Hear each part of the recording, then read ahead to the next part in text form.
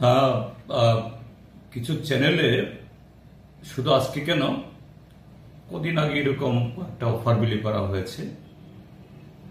সেখানেও মাননীয় মুখ্যমন্ত্রী এবং মন্ত্রিসভার সদস্যগণ, কোথাও কোথাও তাদের কোনো কোনো বিধায়ক, তারা এই জাতীয় দাবি করছেন, বলছেন যে এই সময়েতে, অর্থাৎ ভারতীয় জনতা পার্টির নেতৃত্বে সরকার প্রতিষ্ঠা হওয়ার পর গত 7 বছরে খুবই স্বচ্ছ প্রক্রিয়াতে চাকুরির এই বন্টন হচ্ছে, যোগ্যরা চাকুরি পাচ্ছেন।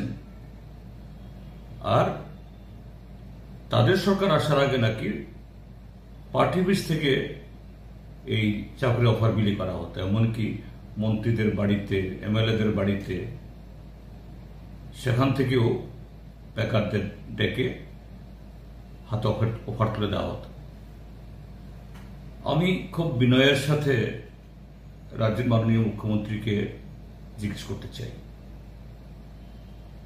যদি চাকরি প্রদানের প্রক্রিয়াটা সম্পূর্ণ নিরপেক্ষ, সম্পূর্ণ একটা নির্দিষ্ট সিস্টেমের মধ্য দিয়ে হয়ে থাকে, সেই সিস্টেমে তো মন্ত্রী বিধায়ক যুক্ত থাকার কথা না। এবং এরকম ভাবে চাকরি অফার দেওয়ার যে অনুষ্ঠান সেখানে হয়, সেখানে মন্ত্রী বিধায়কদের উপস্থিতি মঞ্চ আলো করা, তার অর্থটা কি? অর্থাৎ যারা চাকরি পাচ্ছেন তাদেরকে প্রভাবিত করা, দেখো আমরা তোমাদের চাকরি দিচ্ছি। তো চাকরি যদি একটা সিস্টেমের ব্যবস্থার মধ্য দিয়ে হয়ে থাকে, এরকম অনুষ্ঠান হতে কোনো আপত্তি নেই। সেই অফার লেটার বিলি করুক সে দপ্তরের সেক্রেটারি বা দপ্তরের যিনি অধিকর্তা, তিনি। কেন সেখানে মন্ত্রী আসবেন, কেন সেখানে বিধায়ক আসবেন? এখানেই তো ডাল মে কুছ কালা হ্যায়। তিনি তো রাজনৈতিক ব্যক্তিত্ব, মন্ত্রী হতে পারেন। বামফ্রন্ট সরকারের 25 বছরে কেউ বলতে পারেনি পার্টি অফিসে ডেকে নিয়ে গিয়ে বা কোনো মন্ত্রীর কোয়ার্টারে বা এরকম কোনো অনুষ্ঠান করে মন্ত্রীরা অফার বিলি করেছেন। চাকরি ইন্টারভিউ হয়েছে সম্পূর্ণ স্বচ্ছ প্রক্রিয়াতে, এবং তা প্রক্রিয়া সম্পন্ন করে সেই অফার ডাক যুগে যারা চাকরি পেয়েছেন, অর্থাৎ অফার যারা পেয়েছেন তাদের বাড়িতে গেছে, তারা জয়েন করেছেন। মাঝখানে কোনো জনপ্রতিনিধি এবং কোনো রাজনৈতিক দলের কোনো নেতৃত্বের কোনো ভূমিকা সেখানে রাখার কোনো সুযোগ নেই। কেউ সেখান থেকে কোনো ধরনের ফায়দা, কোনো ধরনের যে এই কি বলে বোনাস পাওয়ার কোনো স্কোপ সেখানে নেই।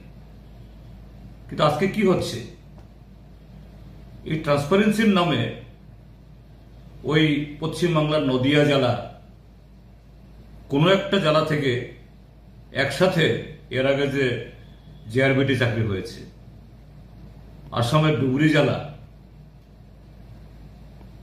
এবং পশ্চিমবাংলার আরো কোনো কোনো পকেট থেকে সেখানকার আরএসএস বিজেপি নেতাদের সুপারিশে এখানে জয়েন করেছেন। কোন পোস্টে? হ্যাঁ, professor, doctor, judiciary officer, TCS, TPS, এই জায়গায় যে উৎকর্ষতা অর্থাৎ কোয়ালিটির জন্য বাইরের ছেলে মেয়েদেরও অংশগ্রহণ করার সুযোগ থাকে। ইউনিভার্সিটিতে পড়াবেন, কলেজে পড়াবেন, স্বাভাবিক। সেই জায়গায় যদি মেধাবী শিক্ষক শিক্ষিকা আসেন, এটা আমাদের শিক্ষার ক্ষেত্রেতে তার যে মানে গুণমান বাড়াবে। এখনো সেগুলো হয়, তখনও হতো, কিন্তু কোন চাকরি? গ্রুপ ডি, এই যে কদিন আগেও তারা চাকরি দিয়েছেন মাল্টি টাস্কিং স্টাফ নামে, MTS, মানে মাল্টিটাস্কিং মানে হলো নাইট গার্ডও হতে পারে, পিয়নও হতে পারে, কোকও হতে পারে, পিয়নও হতে পারে।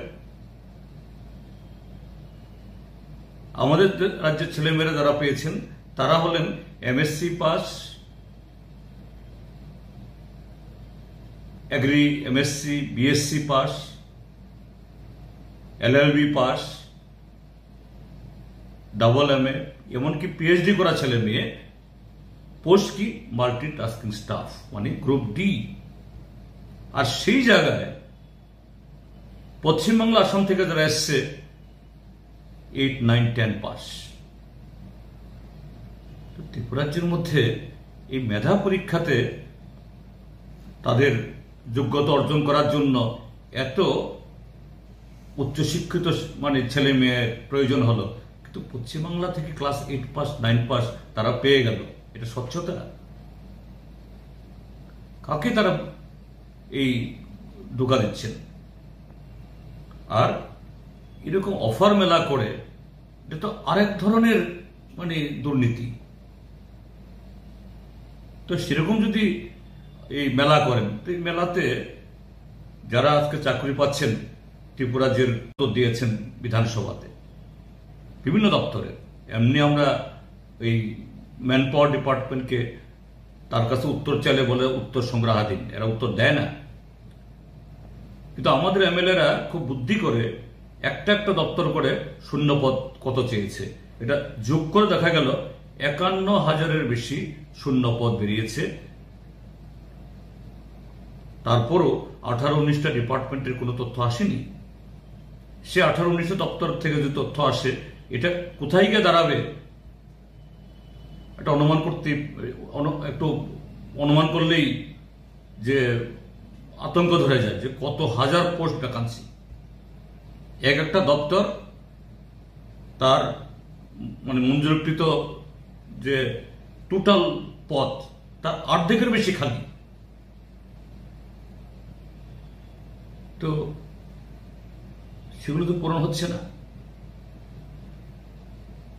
প্রায় 20,000 শিক্ষক শিক্ষিকার পোস্ট খালি, আজকে অফার বিলি হয়েছে মতো 228টা। লজ্জা থাকা উচিত তাদের। ত্রিপুরাজ্যের মানুষের কাছে এই কথাগুলি বলার আগে 7 বার ভাবা উচিত যে এরকম যে অফার আবার মেলা, হাজার হাজার পোস্ট পাখি রেখে তুমি 228টা এই মরুভূমির মধ্যে একটু জল ছিটিয়ে দিয়ে আবার তুমি মেলা স্বচ্ছতা দাবি করছে। আগে জবাব দিক, কি করে গ্রুপ ডি পোস্টে পশ্চিমবাংলা, আসামের ছেলে মেয়েরা চাকরি পায়? কি করে PRTC যাদের থাকে না পশ্চিমবাংলার ছেলে মেয়েরা, এদের তো PRTC নেই স্বাভাবিকভাবেই। তার মানেটা কি? এটা জাল PRTC। এবং কদিন আগে এই সামাজিক মাধ্যমে পত্রিকাতে বেরিয়েছে, কমলপুরে শাসক দলেরই নগর পঞ্চায়েতের সদস্যা কদিন আগেও বিজেপির পতাকা নিয়ে হেঁটেছেন। সে ভদ্রমহিলা কবে ইন্টারভিউ দিয়েছেন কেউ জানে না। তাকে জিজ্ঞেস করছেন যুবক যুবতীরা, তিনি কারা দপ্তর না কোন দপ্তরে যেন পোশাক পরে, খাকি পোশাক পরে ডিউটি করছেন। যে বলছেন, দিদি আপনি তো সেদিনও আপনি এই কি বল নগর পঞ্চায়েতের সদস্যা না পঞ্চায়েতে জানি, আপনি কবে ইন্টারভিউ দিয়েছেন বলতে পারছেন না, কবে ট্রেনিং দিয়েছেন বলতে পারছেন, ট্রেনিং দিচ্ছেন। তো এর জবাব দিক। কাজে যারা নিয়ম নীতি, রিক্রুটমেন্ট রুলস এগুলাকে জলাঞ্জলি দিয়ে দিন দুপুরে সমস্ত জালিয়াতি করছে, এরা আঙ্গুল তুলছেন যে বিগত সরকারের সময়ের যে পার্টির বেশি অফার বিলি করা হতো। কোথায়? একটা এরকম উদাহরণ দিক, একটা ঘটনা বলুক। এভাবে করে মিথ্যা দিয়ে সত্যকে ঢাকা যায় না। মিথ্যা দিয়ে ত্রিপুরাজ্যের বেকার যুবকরা আজকে ফুসছে, অর্ধলক্ষাধিক শূন্যপদ ফেলে রেখে আজকে সুশাসনের যারা বড়াই করছেন আর এভাবে ছিটেফুটা চাকরি দিয়ে মেলার নামে সেখানে সমস্ত এই অসত্য তথ্য দিয়ে বাহবা করাচ্ছেন, এগুলো দিয়ে যে বৈতরণী পার হওয়া যাবে না। কাজেই তাদের এই বক্তব্যের জবাব আমি এটুকুই বলব। खुलुमखा आं रमि मुरा सिंह हास्तिनि जत खागोनां लोगोरांनो बुइसो ताइ गरिया तेरनो रुगै खा काहाम ताइ खाफुरमाया फारो नरंनि बागै तुबै फाइगा स्वर्णा अक्षय अफार ओ अफार चेंगि रजाखा 22 एप्रिल नि सिंनि 3 मे जरा स्वर्ण कमल ज्वेलर्स हास्तिनि जत लोगोरांनि बागै काइसा कप्तमा काहाम तुबै फाइगा आबं खा स्वर्ण कमल ज्वेलर्स नरंनि मुचुंतै चाजाक्तै लाइट वेट नि गोबां मा रांसांनि माने तुबै फाइगा ऑफर तंगनाय 25% ऑफ रांसांनि मेकिंग चार्जेस ते डायमंड तंगनाय 100% ऑफ डायमंड मेकिंग चार्जेस तेबो तंगनाय डायमंड पाइथानिओ बम्पर लाकी ड्र आरो तीनटा डायमंड रिंग ते डायमंड एग्जिबिशन बो तंगनाय अक्षय तृतीया नि बागै जत लोगोरांनो फाइना बागै कबक जाओ हामबाय